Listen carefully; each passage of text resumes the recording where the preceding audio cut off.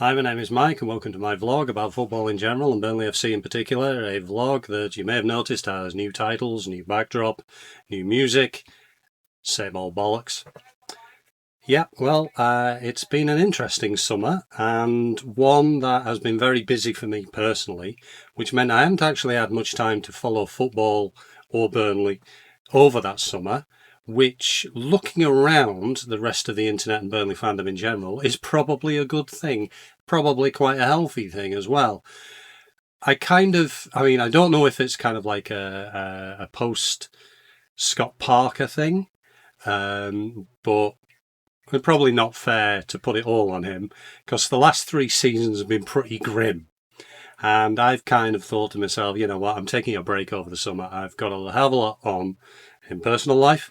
And I took a break to the extent that I was like, every so often I'd check my phone and go, oh, Craig Bellamy's going to be our new manager. Oh, Craig Bellamy's not going to be our new manager. Oh, such and such a player has been transferred out. Oh, Nicky Hyen is now our manager. That's kind of the level of engagement I've been in. What that does give me is a sort of level of detachment. I always try to be kind of detached from, as I say, not most Clarets fandom, that's not fair.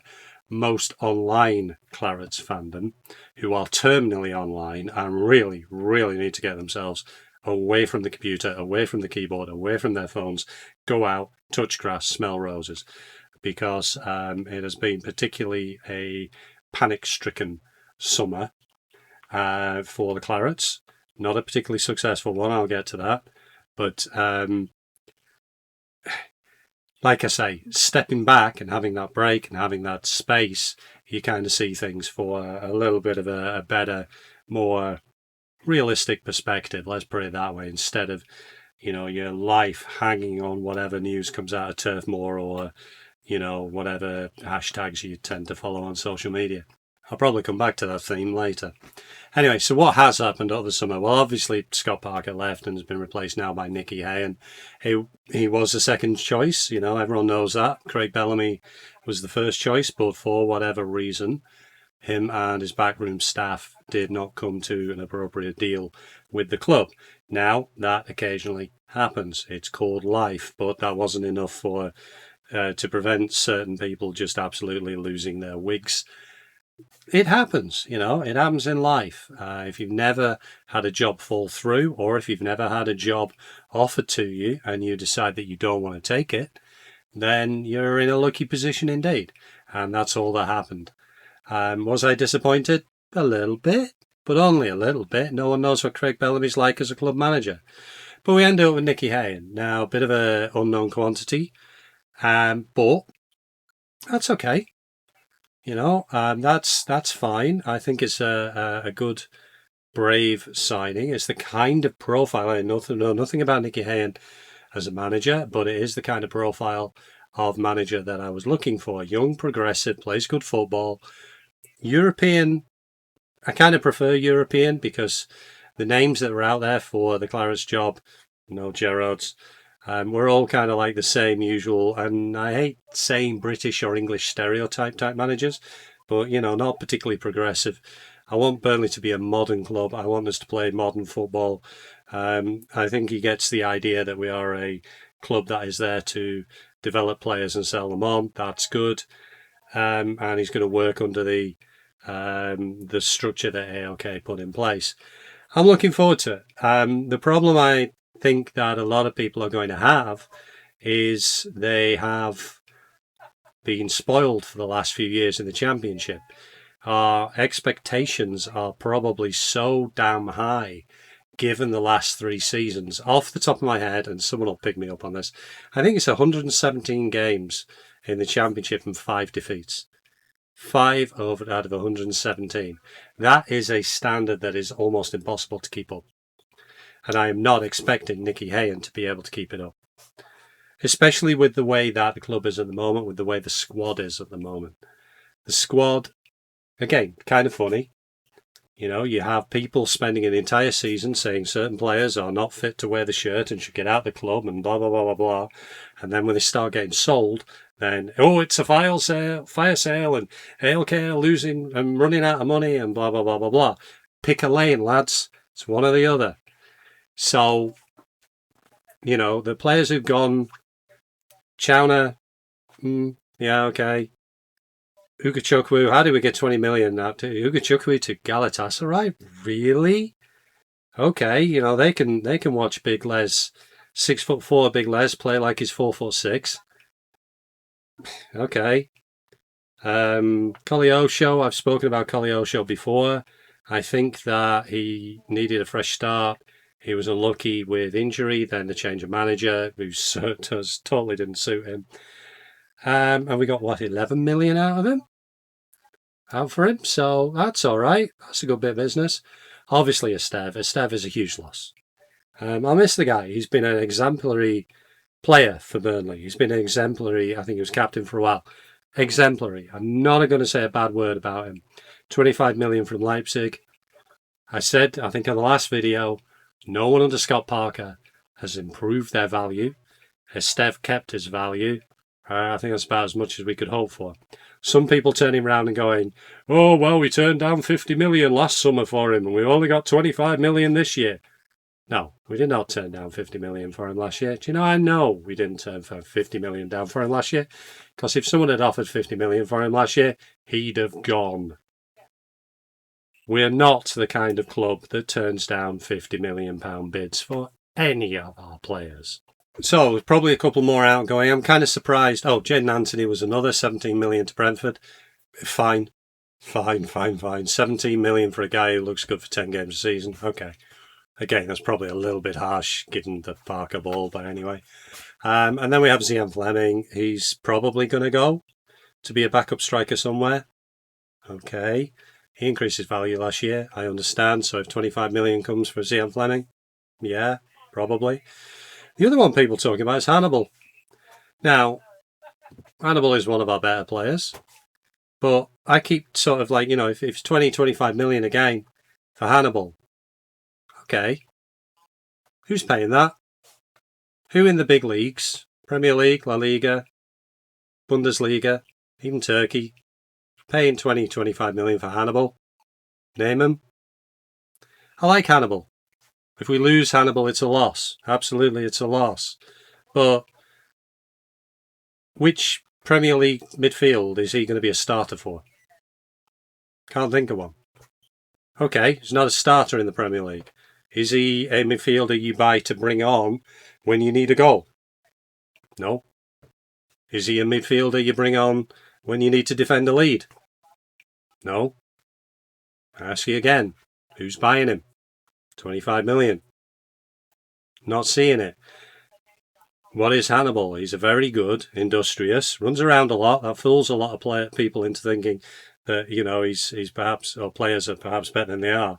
We see them running around to little effect, but they call it passion. He runs around a lot. He's a bit of a yellow and red card in waiting, but he does a job. He's a top-level championship midfielder. He's currently a top-level championship club. Who's buying him? That's what it comes down to. Will I be surprised if he's still with us at the end of the window? No. I'm not sure his World Cup increased his value. Will I be disappointed if he leaves? Yes, absolutely. But there you go. So, well, what else? So that's transfers.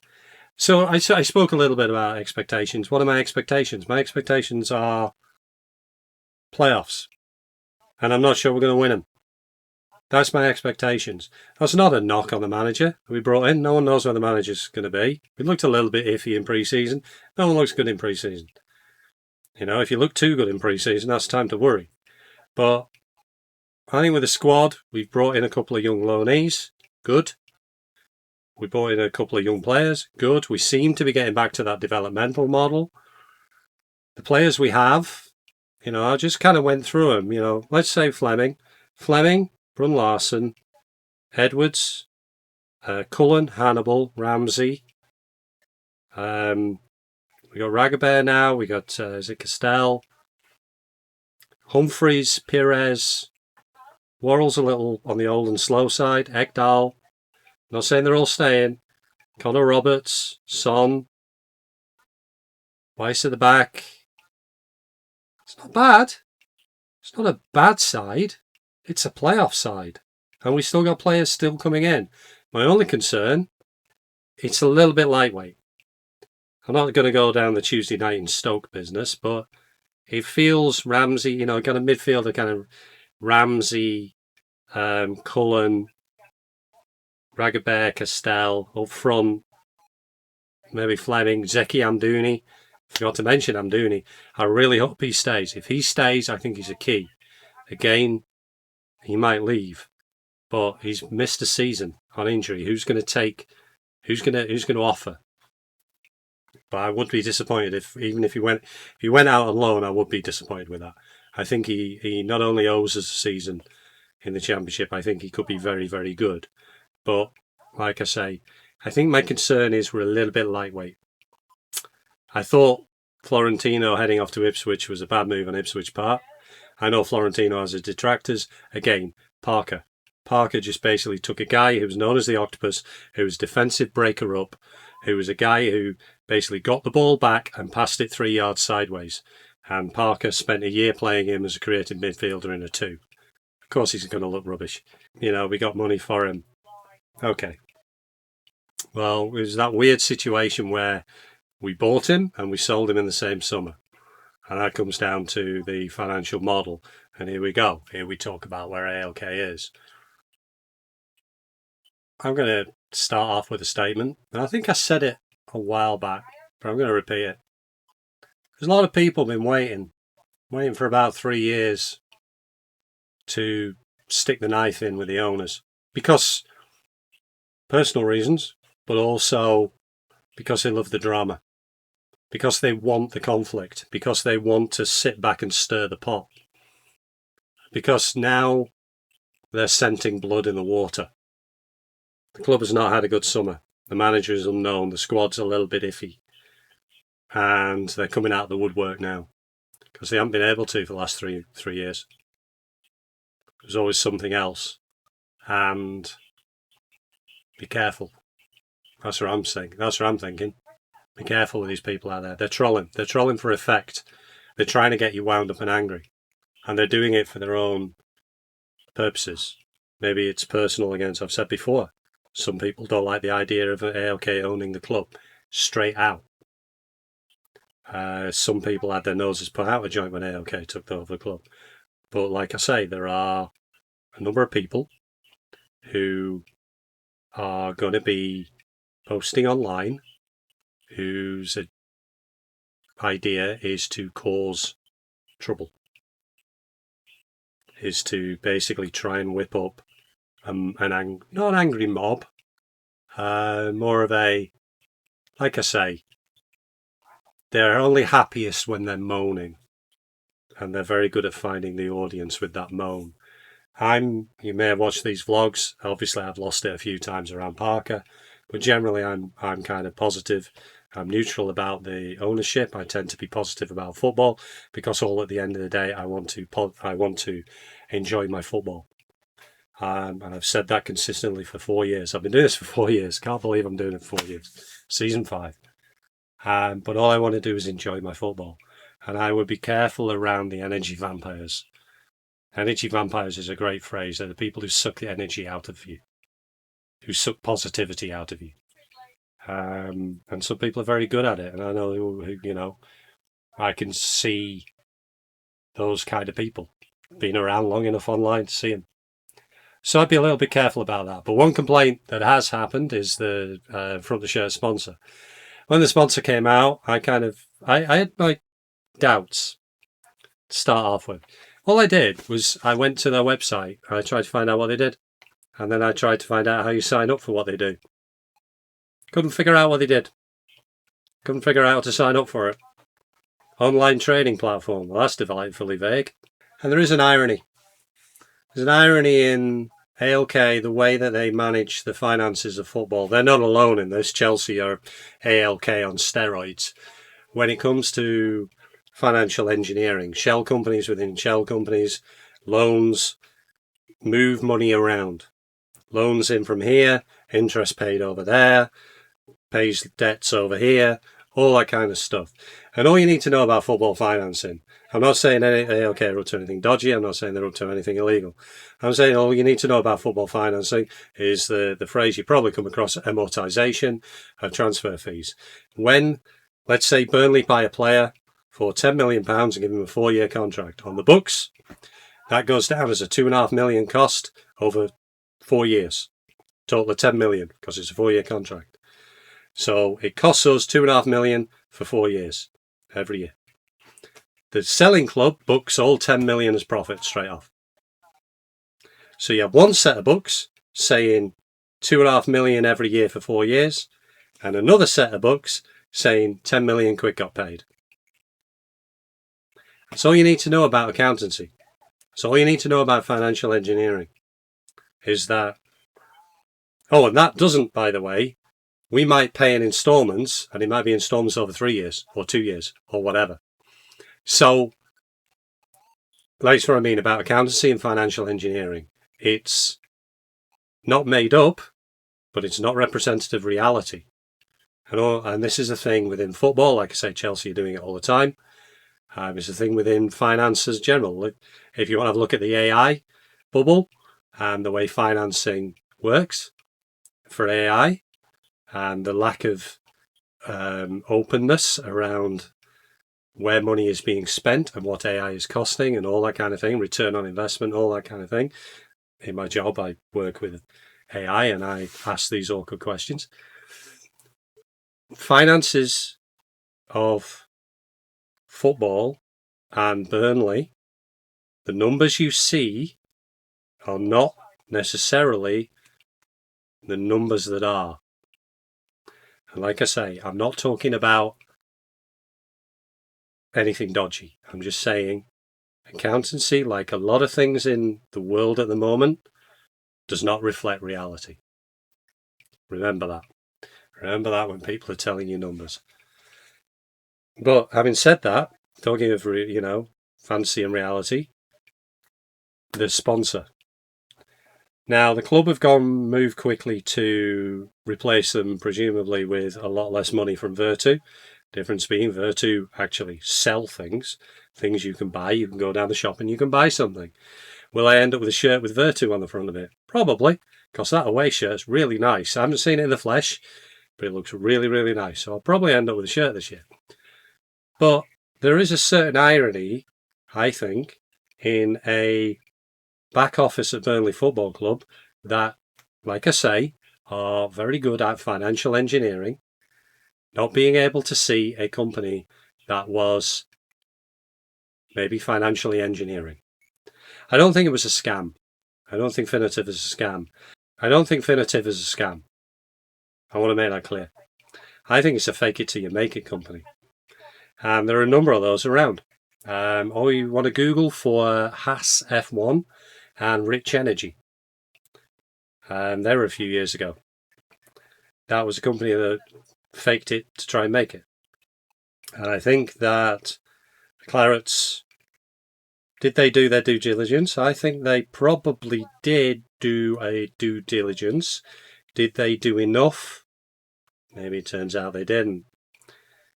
But I do think there's a little irony in an organisation that has financially engineered its way into Burnley Football Club falling for a financial engineering of a company. And I have a golden rule. There are certain industries that raise huge red flags that are bigger and more numerous than the ones you see waved around the turf at a match. Far East betting companies, crypto, and AI. Online trading platforms is probably the next one. You want to be looking at them with a forensic microscope, go through with a tooth comb. Virtu, glad to have them on board. They sell things you can buy. I want to see a product. Online trading platform ain't a product. Crypto is a scam. AI is a bubble. Far East betting companies, oh boy, that's an ethical minefield. So maybe the next time the lesson learned is don't be seduced by the big number. Maybe take the small number that you know is going to actually happen. So anyway, where are we at? As I say, my expectations are tempered this year. My expectations are playoffs. My hopes, obviously, are promotion. My expectations are playoffs. I think we're going to be around, in and around, and I hope so. I worry a little bit about the derby games. Not because they're any good down the road, but because they've got a manager I've got a lot of time for, and who has caused us problems in the past. I do have a lot of time for Tony Mowbray. Whether he stays around long enough, well, hopefully the Venkies shoot themselves in the foot yet again. But I do worry about those games. But, I don't think we're going to win on Sunday, by the way. West Ham, again. Sometimes clubs goes down and screws everything up, like Leicester. West Ham haven't. They got the money, they got the crowds, they got the players, they got the manager. But Sunday is our hardest home game on paper. If we can get a point out of that, I think I'd be happy. We played good football in the friendlies. We played decent football against Notts County. We had a lot of possession, not a lot of cutting edge. Early season. Defensively, we're not bedded in yet. No one's bedded in yet. But we'll see. We'll see. And what I'd like after 3 years of being ground down is just some entertaining football that keeps us in the playoffs. Third or fourth, I'm happy with that. If we're playing good football. Because, as I've said before, we might have got 100 points 2 seasons ago. God, it was grim. It was dull and it was boring. It was successful. It was pragmatic. Credit where it's due. But it wasn't fun. It hasn't been fun the last 2 seasons in the Premier League. Maybe we just have some entertainment. And I think I'm happy with that. Maybe I remember why football was fun again.